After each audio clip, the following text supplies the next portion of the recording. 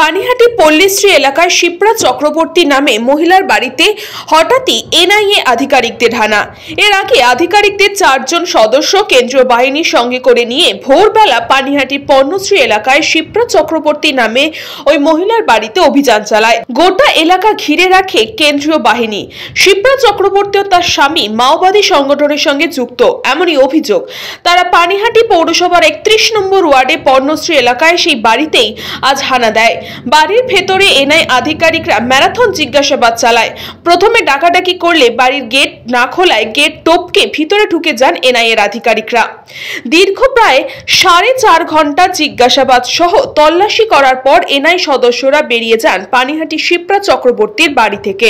ক্যামেরার সামনে মুখ খুলতে চাননি এনআই এর সদস্যরা। শিপ্রা চক্রবর্তী সংবাদ মাধ্যমের মুখোমুখি হয়ে জানান, মাওবাদী নেতা প্রশান্ত বসু 2022 সালে গ্রেফতার হয়েছিল।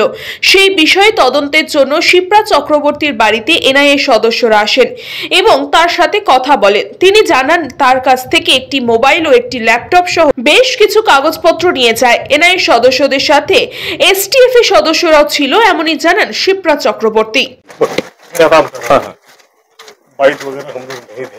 अच्छा अच्छा ठीक है ठीक है ठीक है ठीक है इसलिए बस ठीक ठीक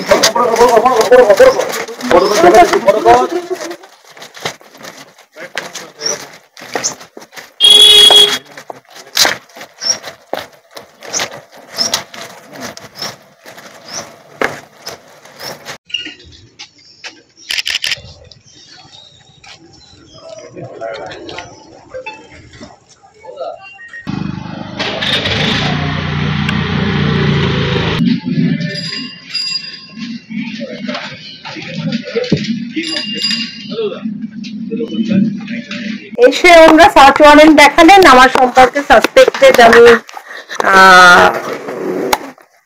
যে নকশালাইজ মুভমেন্ট লোকজনের সাথে জড়িত।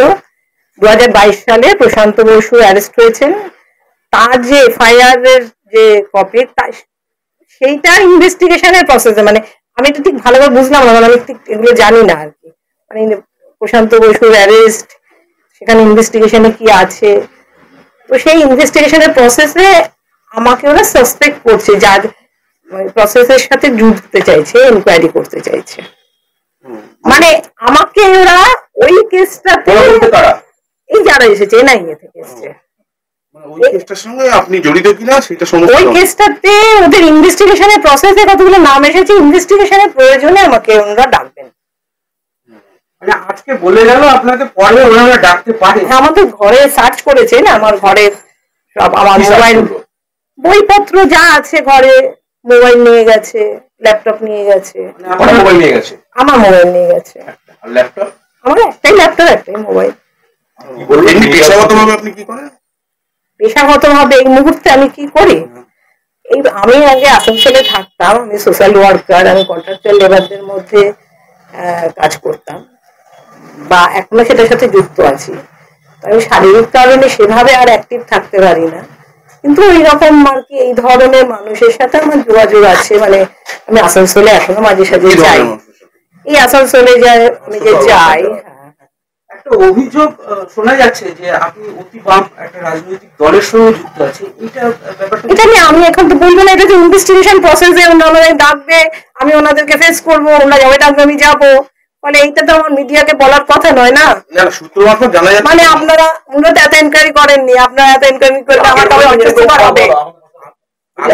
এখন জানা যাচ্ছে, শোনা যাচ্ছে যে মাওবাদীর সঙ্গে কোনো একটা লিঙ্ক আপ বা কোনো সংগঠন। আপনারা কার কাছে শুনেছেন? আপনারা শুনেছেন, সেটা আপনারা মানে আমার কাছে কেন এটাকে স্বীকার করাতে চাইছে? হ্যাঁ, ওদের কাজ, ওদের কাজ ওরা করেছে। ওরা আগে কি কোনোদিন এরকম সম্মুখীন হয়েছে এরকম কোনো টিম? না, আমরা যখন আন্দোলন করেছি তখন তো আমরা অনেকবারই, মানে যখন আসানসোলে আমাদের কন্ট্রাকচুয়াল লেবারদের নিয়ে অনেক আন্দোলন হয়েছে, তখন অনেকবারই আমরা পুলিশকে ফেস করেছি, আমরা ডেপুটেশন দিয়েছি, কমিশনারের সাথে কথা বলেছি। সেইটাই মানে এই ধরনের এনআইএ ফেস তো প্রথমবারই করলাম। আচ্ছা, কখন এসেছিল এবং কতক্ষণ ছিল? কতক্ষণ ছিল? ওরা অনেকক্ষণ ছিল, 6টা নাগাদ এসছে, আর এই তো গেল, আপনারা দেখতে পেলেন। कृष्णा पालित रिपोर्ट, न्यूज़ पंगो टाइम। फास्ट मूविंग वर्ल्ड में वही आगे है जिसके पास है स्पीड, जैसे मेघबाला ब्रॉडबैंड। सही स्पीड, सही पहचान।